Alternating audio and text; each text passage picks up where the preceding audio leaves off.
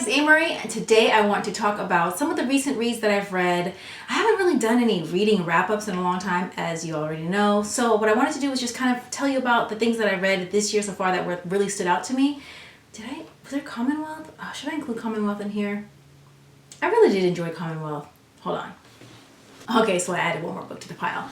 So, there's not a lot here because I only read about 23-ish books this year so far. I'm kind of behind, but I'm still trying to make my Goodreads challenge of 50 books. And then I have 2 books here, one of which I'm reading right now, and then one that I plan to read next that I'm really excited about. So let's get started. Commonwealth by Ann Patchett. This is my first Ann Patchett novel, although I have Bel Canto, which is being made into a film, or already has been, I'm not sure, but I haven't read it yet. It's been on my shelf forever. But I just went ahead and went with Commonwealth. It just came out at the time, so I was really excited about this one. It's pretty much about a family. What was the whole thing? Because it didn't have much of a plot. That's what I remembered.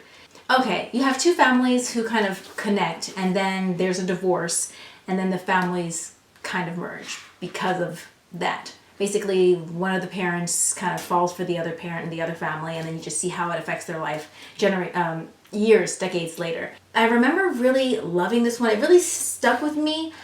However, my only thing was that there were so many characters, and the book is not very long, that I didn't feel as connected as I felt I could have been to each of the characters. But it is a story that stuck with me because there's some humor here, there's great observation regarding families and sibling relationships. It's funny because I'm telling you that there's no plot really, and then the characters, it's hard to feel really fully invested because there's so many of them.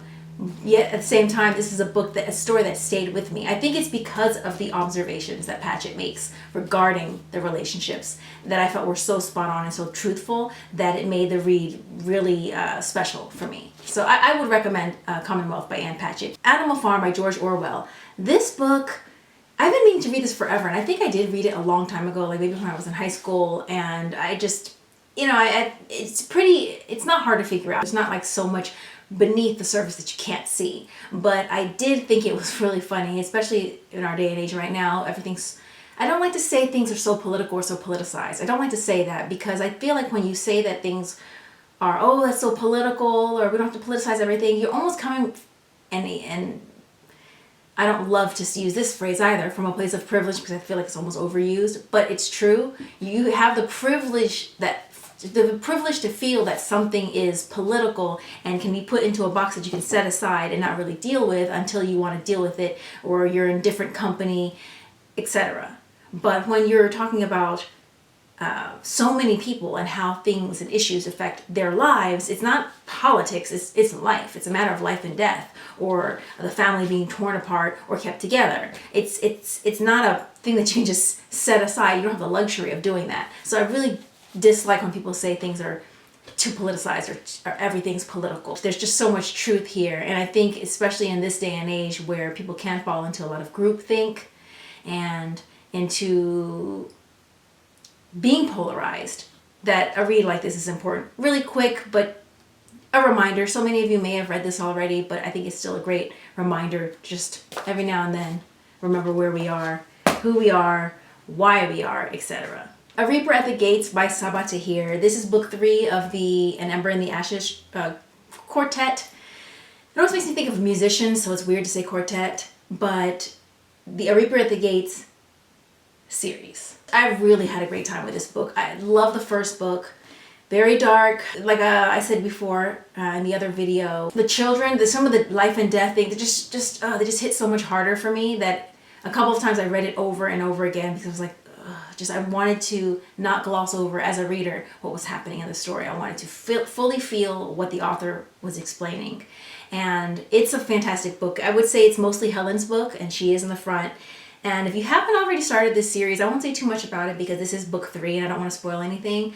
The series gets better and better. The first book is great. What is that? Siri, I did not ask you anything. The series gets better and better with each book. The first book is really action-packed. It's pretty quick. It's tightly plotted. The second book expands on the world and the characters and the repercussions that came from the first book, and this book even more so. And I love this series. One more book left. So definitely go out and check this series out if you're into fantasy. Matt Haig's How to Stop Time. Now this is my second novel by Matt Haig. The other one I read was The Radleys, which is about a family of vampires who are surviving in the modern world. He writes like the perfect blend of literary fantasy, like literary SFF. That's like my personal favorite, is when SFF can be blended and told in a literary way, not necessarily meaning lyrical prose or prose that feels like, you know, poetry exactly. More so like when you're blending, like The Magicians, which I compare as like if Jonathan Franzen wrote something about Narnia. Like if Jonathan Franzen meets Narnia, that's what The Magicians is. Not saying that Lev Grossman is trying to be Jonathan Franzen or anything, but it's just that kind of dissection of human beings and human relationships and like depression and all of that, those things, and like putting it on the page meets Narnia. Matt Haig creates these awesome like collisions of literary and then something like vampires, or like I think it was Aliens was another one. So How to Stop Time is a story about a man who doesn't grow old. He just stays the same age. He does grow, he ages, but he ages extremely slowly. So at the time, I can't remember what year it was, but it was a time in which it would be really dangerous. People would consider his mother a witch or him a witch and that kind of thing. So they had to move around a lot. And I mean, he's hundreds and hundreds of years old. And he falls in love and the person's not like him. So of course, you know, that wouldn't really work out. There's love, loss, time, and the structure of the story. I have a lot of dog-eared pages here. So there's just great observations. He makes excellent observations about human nature, but also the structure. So you're in the present time and then you're going back in time. So the whole book you're like moving through time that way, but it was the perfect structure for the story that he wanted to tell. Also, the book is not really thick, and although I love a big juicy book, totally, I love big books and I cannot lie, sometimes it's really great to see a story that has not action, but just a very rich story. That's what I should say. A very rich story in a very compact book, you know, and it's not like the font is super small. He just kind of, the chapters are short and concise. He gets in late and leaves the scene early. And so the story, the pacing is really, really fast. But it's not an action-packed story. It's just the story moves along quickly, and I was just really, really happy. Another person who does that, they packed a lot of story into a small space, was I believe The Vegetarian by Han Kang, and also Every Heart a Doorway. But The Vegetarian by Han Kang was the thing that really made me feel she packed a lot into that story. Nowhere near as fast-paced as this, or this is not fast-paced at all. I should say, well, compared to The Vegetarian, this is fast-paced. The Vegetarian is a different kind of story, but there's a lot told. There's a lot happening, short amount of space, I should say. So highly recommend this if you are into science fiction fantasy at all. If you also enjoy literary fiction, this is a perfect blend. And it's my personal sweet spot when it comes to the literary SFF blend. Because you know how sometimes you can read a book that has like that fantastical element, but you felt like the author didn't even really use it. It wasn't even necessary for the story at all. That kind of, it's always, to me, that always feels like a lost opportunity, and I encounter that a lot when it comes to these literary SFF blends. But sometimes someone just really hits that spot. It has a lot to do with your taste and the reader preference, so I can't say that it's wrong, because some people feel like they just want a tiny bit, you know, and other people want a lot of the fantasy. To me, it's like right there in the middle, and that's my sweet spot, and that is this book. And you should check out more of his work too. Matt Haig, he's written quite a few books, and I believe for the most part they all have that fantastical meets, you know, contemporary literary fiction. Finally, I read Persepolis. This is Persepolis, the complete Persepolis, because there's volumes 1 and 2 by, I don't know if I pronounce this correctly, Marjane. It says Marjane, but I think it's Marjane probably, right? Is it Marjane? Marjane? Satrapi. Growing up as a girl in a revolutionary Iran, Persepolis provides a unique glimpse into a nearly unknown and unreachable way of life. That Satrapi chose to tell her remarkable story as a gorgeous comic book makes it totally unique and indispensable. It is a motion picture. It's an animation as well, which I do want to see. But this was just a fantastic book. The simplicity with the... Did she draw this too? I think she may have also illustrated this. In addition to telling the story. The simplicity of the illustration, to me, created like this very jarring reading experience when some of the more horrific things happen. Like there was a moment where they were like running away from like the morality police, and they're just like jumping on from roof to rooftop, and they're escaping, and then one fell. One boy didn't make it, and you just see his body kind of like in this shape up and then down here like this. And it was so simplistic as far as like the drawing, more so even than some of the other drawings, but it kind of like I stared at that probably for a full minute, staring at that. The fact that this is an illustration, the illustration was so simple, but this was an actual person who lived, someone's son, someone's child who died like that in such a ridiculous, senseless, pointless way. Some of the things that happen in this book, and so you just see her growing up, seeing Iran go, I was going to say fall into revolution, but do you fall into revolution or do you rise into revolution? I don't know. I have to think about that when I'm not so sleepy.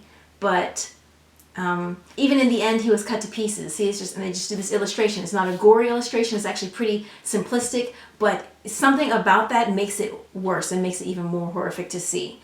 Maybe because it forces your imagination to work in a certain way. So the graphic novel gives you some, but it forces your mind to also fill in the blanks. The place that your mind goes to because you're being forced to fill in those blanks is worse than kind of seeing an almost like realistic illustration that you could easily say is, oh, it's just an illustration, because you don't have to work as hard. You don't have to see it in your own mind, which is worse than whatever you'd see on paper. I think that's the reason why it works so well, and it's also so clean and so beautiful. When it's telling such a heart-wrenching story. I highly recommend this. I've been wanting to read this for years, literally for years, at least 4 years. And I'm happy that I finally read it.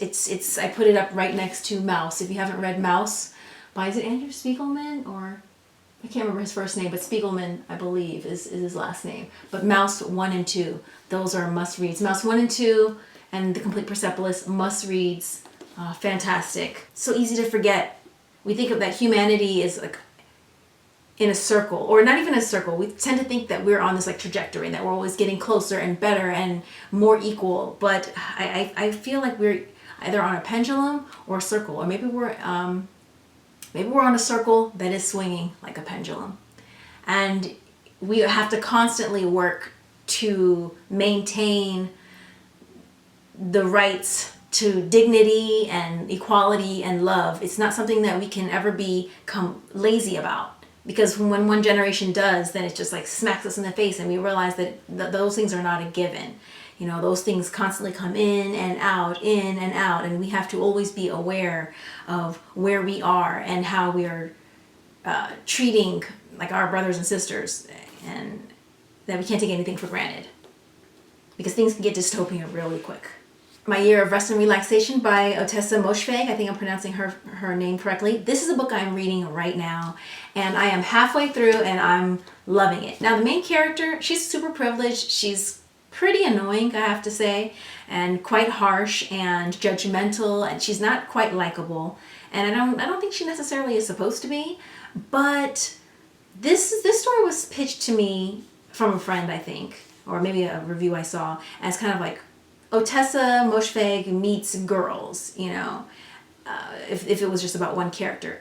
I wasn't sure if that made me want to read it or made me not want to read it. Although I did enjoy the show, I wasn't sure I wanted to read a novel, again, from a protagonist who's coming from a place of privilege and probably very whiny and complainy and all of those other things. But first of all, I love the voice. It's really clean. This one kind of grabbed me right away, and I was sucked in.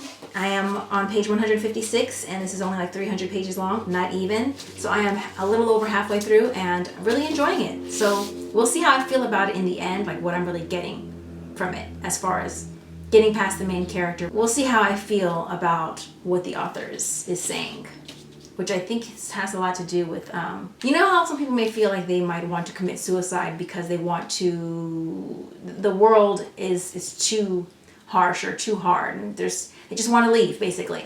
It's kind of like that, but instead the protagonist decides she just wants to sleep, and she gets the advice from this kooky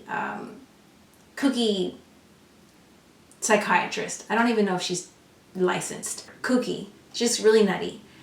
Although some of the things that she says probably makes a little bit of sense. Like she's the person that will tell you that there's a lot of, you have to be careful from the cell phones because of the radiation. And although some people feel like that's ridiculous, it actually is true. If you ever looked at your ear when you're on your phone a lot, you will see, sometimes your ear may be dark, so your skin is a little bit burned. It's like radiation burn. I have to look that up exactly, but that's pretty much what I believe that it is. And if you ever check your ear and check the phone, check the side of your ear that you use the most if you hold your phone up to you. If you don't use headphones and you use the phone a lot. And it's not coming from pressing the phone. It's coming because you're cooking your skin. Anyway, so far, really liking it halfway through. Finally, there is Foundry Side by Robert Jackson Bennett. And I love long names. I was actually considering like my author name being Amerie M.M. Nicholson. Cause it's like George R.R. Martin, but there's something with that. And then I was like, well, I just go by Amerie all the time. Let's just stay consistent. But something about Amerie M.M. Nicholson. I just love long names. I don't know. Maybe I still will do that. Let me think about it. It's kind of like a science fiction fantasy blend. And I love those. That's actually what one of the manuscripts that I've been writing is a science fiction fantasy, a book 1 to a series. So I love when science fiction meets fantasy. And apparently this is very much that because Dan Wells says, so it stopped recording because of the overheating issue. So I don't really know where did it cut me off? I can't really tell. So I will backtrack and say that Foundry Side, Robert Jackson Bennett, is an SFF sci-fi science fiction fantasy blend. And Dan Wells says it's the best epic fantasy of the year. The best epic fantasy of the year is also the best cyberpunk of the year. How often do you get to say that? Charlie Holmberg of the Paper Magician series says, a gripping story with clever characters, intriguing plot, spectacular world building, Bennett spins a marvelous tale. I don't know a lot going into this. Oh, Brandon Sanderson also did blurb this. The exciting beginning of a promising new epic fantasy series. Prepare for ancient mysteries, innovative magic, and heart-pounding heists. I did not read the synopsis of this or the flap copy because I didn't want to know. I think the reason why I chose this, besides cover love, it was because it is a science fiction fantasy blend, which ticks a huge box for me. That's not very common, and I love that. That's one of my faves. As far as as a reader, but I don't see it a lot as a writer. That's just the idea of blending that is amazing to me. She's been sent to steal an artifact of an unimaginable power, an object that could revolutionize the magical technology no one's describing. Okay, so again, it was the cover love, the great blurbs, the fact that it's science fiction fantasy blend, that we have an ancient artifact, houses that control magic and someone's trying to steal magic. That, to me, that was all really intriguing. That was enough to make me want to buy this book. I think buying the book also had a lot to do with the cover love. So this will be one of the next ones that I get into. I'm wondering if it's going to be this one or Dance of Thieves or The Seven Husbands of Evelyn Hugo. I'm thinking about that, but I'm leaning toward this one right now, which is why I'm talking about it. So that's kind of what's up next with me regarding reading. Some of the standouts that I read this year, and also what's up next and what I'm currently reading. What else? Oh, you know what? The Strange the Dreamer series. Let me know what you guys thought about that. Don't tell me anything, but I've been hearing so many people who love this series. I've been hearing so much from people who love this series. But let me know. I started it, and I think I wasn't in the mood for it quite yet. And I love Laini Taylor's work, so I just like to take my time. So I'm just staring at it right now. I went ahead and bought the second book because I wanted to just read them back to back. So let me know your thoughts, but do not tell me, don't do any spoilers though, but just let me know what you thought about it. So let me know what you're reading, let me know what you're into, and don't forget to like the video if you liked it. Please subscribe if you haven't already subscribed, and let me know all those things in the comment section, and I will talk to you guys later. Bye!